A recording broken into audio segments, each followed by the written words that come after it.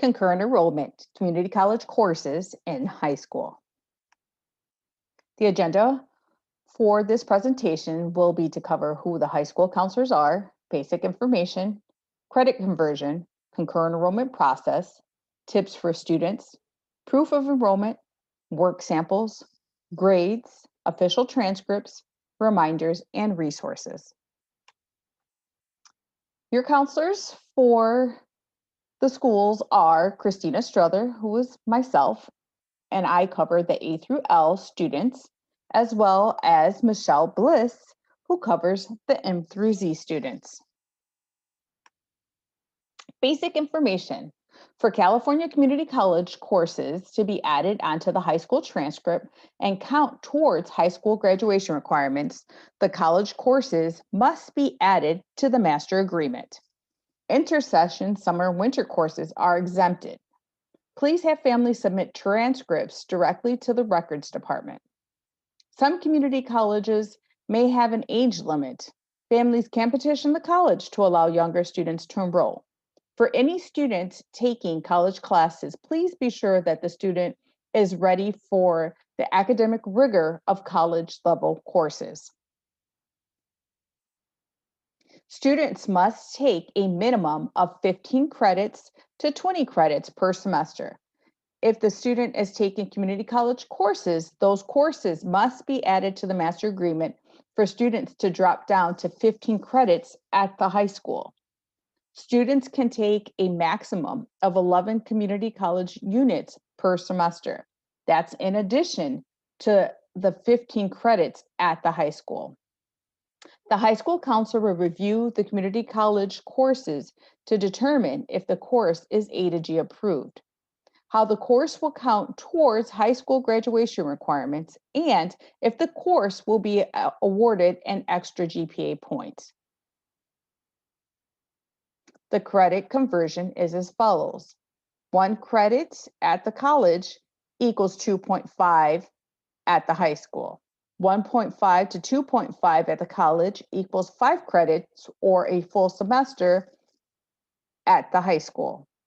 3 credits or more equal 10 credits at the high school, which is equivalent to a full year. If the college has a course at 0.5 credits, then that's what we will issue at the high school as well. The concurrent enrollment process steps are as follows. Students download the concurrent enrollment form off of the community college website. They then completely fill in the form with the correct school name, which would be Clarksville, Cottonwood, Feather River, or Lakeview schools, as well as have the student signature, parent signature, and the college school ID number listed on the form. Students submit the concurrent enrollment form to the high school counselor, completely filled in. Students enroll in the course or courses at the community college. Students then submit proof of enrollment to the high school counselor. The family then signs the master agreement addendum after the HST has sent them a new one. After grades have been posted to the community college transcript, the student sends an official transcript to the high school. This is every time the student wants to take a course. So this is each semester with the exception of the summer and winter intersession courses. Concurrent enrollment process for teachers. The first one, HST works with the family in obtaining the concurrent enrollment information. The second, the HST sends an master agreement addendum after the counselor has received proof of enrollment. And the HST and family possibly will be notified once a college course has been added to the student schedule. HST then collects work samples throughout the semester. The HST regularly communicates with the family and notifies the counselor if there are any issues. The HST enters a grade onto the high school progress report. The HST then enters an incomplete onto the high school semester report card. The counselor steps. The counselor advises students, parents on community college course. The second, counselor signs the concurrent enrollment form and returns the form to the family. Third, after the proof of enrollment is received, the counselor adds the course to the student's schedule. Fourth, the counselor notifies the HST once the course is added to the student's schedule. 5, after the official transcript is received, the counselor updates the grade on the high school transcript. Now, a counselor may choose not to sign a form if they see that a student is struggling in certain areas and does not seem to be academically ready for college level work. So if a student has a lower GPA, the counselors will not sign the form verifying that we feel that the student is ready for college level courses. So this is not something that is automatically done. It is reviewed and our credentials are on the line for signing forms that we don't feel students are ready for the rigor of the college courses. Tips for students selecting courses. The course catalog is a great way for students to start researching what course or courses they are interested in. Students can consult with their high school counselor about which course they should take. Families can use our community college guides to view what courses have been previously taken and how they will be counted toward high school graduation requirements.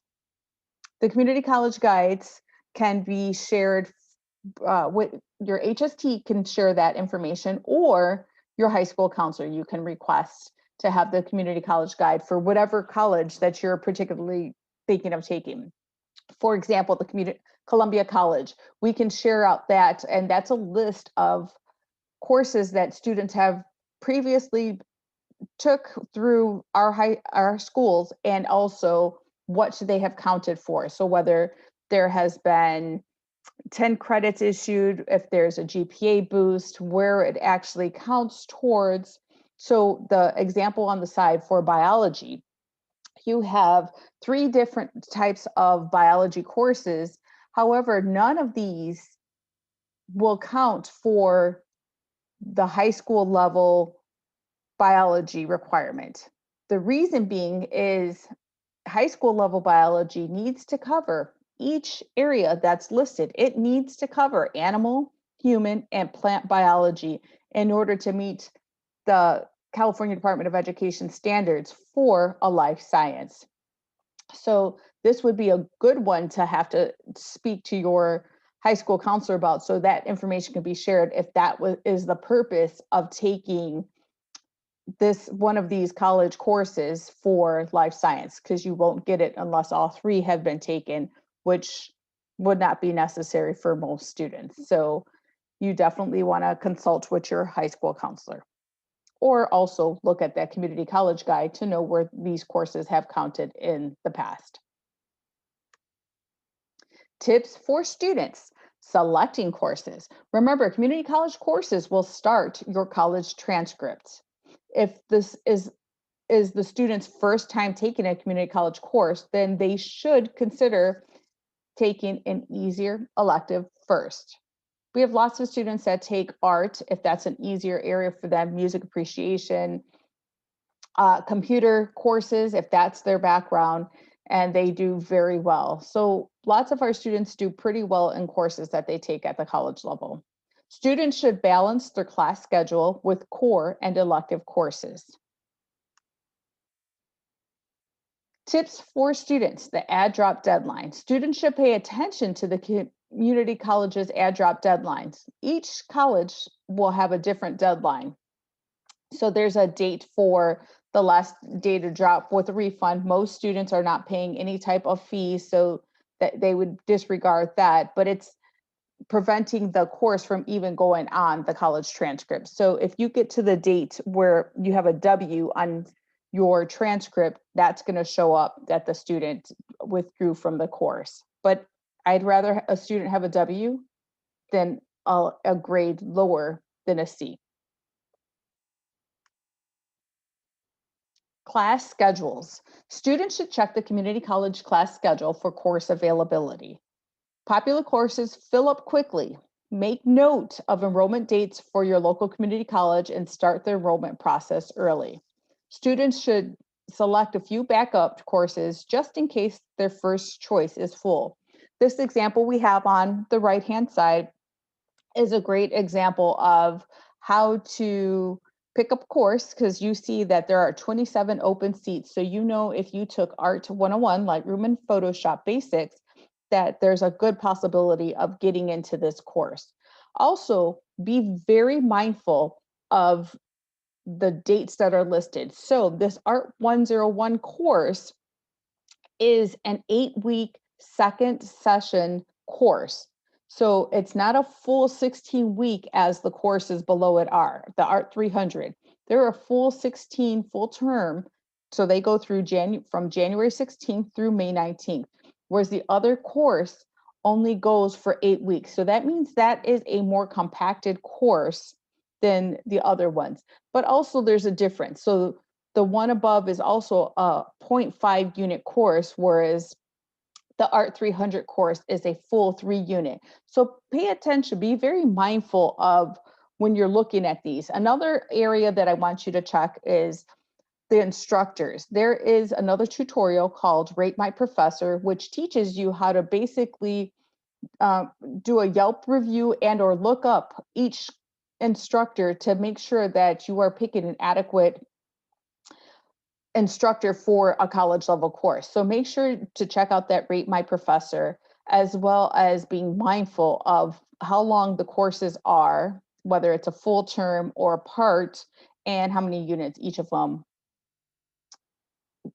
earn. Proof of enrollment can be a screenshot of the student's college dashboard or a registration receipt enrollment verification. Proper proof of enrollment needs to include the student's name, college name, semester and year, course name, and code. There are also quick tutorials, and I mean very quick. Some of them are not even a minute long, and the YouTube channel, the counselor YouTube channel, that have been created for students and families to see how to obtain proof of enrollment for Woodland and Yuba College, for Sierra College, as well as the Los Rios colleges, which are American River College, Cosumnes River College, Folsom Lake College, and Sac City College. So please check those out if you need more help on how to submit a proper proof of enrollment. This is very important in order to get that course onto your master agreement. We need proper proof of enrollment. And it's not really difficult to obtain, especially if you watch those short tutorials. So again, referring you back to our counselor YouTube. Work samples. Work samples must be collected during each learning period for each course. Please make sure at least 2 graded work samples are submitted each semester. Some college professors may not allow students to copy quizzes or tests. Try to be a little creative with work samples in these cases. Example would be using notes as work samples. Grades. Students should remain in constant communication with their teacher about community college courses. Students can show their teachers their community college dashboard for updated grade reports. Teachers will need to enter community college grades onto the progress report. Teachers should verify that grades are accurate to the best of their ability. Teachers will enter an incomplete onto the high school semester report card. Don't worry, this will be updated. Students will then need to send the official college transcript to their high school once the college course has been completed and the grades have been posted. The counseling team will verify the community college grades once the official college transcript is received, and then the report card will be updated with the correct grade. Official transcripts. In order to keep high school transcripts updated and accurate, families will need to send official college transcripts once the college course is completed. Transcripts can be mailed to the following address or sent electronically to records@inspireschools.org or directly to your assigned high school counselor. Reminders. Concurrent enrollment forms may take 3 to 5 business days to process. You may experience a delay during peak enrollment times, beginning of the fall and spring semesters. We appreciate your patience. Students should regularly communicate with their teacher. Again, students should regularly communicate with their teacher regarding those college level courses. If a course is dropped, please let your high school counselor know immediately. We are the ones that remove those courses from the master agreements. The counselor will add college courses to the student schedule once proof of enrollment has been received, and we also remove those courses if a student needs to drop the course.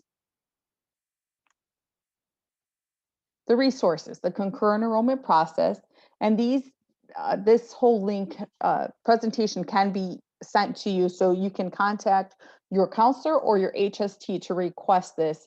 And we're also going to post it on the college website, college website, the high school website, counselor website. So just please, email whoever is going to be able to give you this presentation so you can click those links if you need them. The counselor YouTube channel, however, can be linked to your high school counselor's signature. So each of the high school counselors has this link in our signature, so you can click on there and then access that. And that's something that I'm going to suggest that you bookmark so you have for later time, so you can refer back to whenever you need it. Community college guides are something else that you can reach out to your HST, because that can be obtained through the HST handbook, or your high school counselor can also submit that to you. Community college CTE options, that's another thing that can be obtained through your HST and or your high school counselor. Thank you so much for attending this presentation. I hope it was very useful for you and answering your questions that you have for concurrent enrollment. If you do have further questions, please feel free to contact your high school counselor and set an appointment. We will be more than happy to assist you.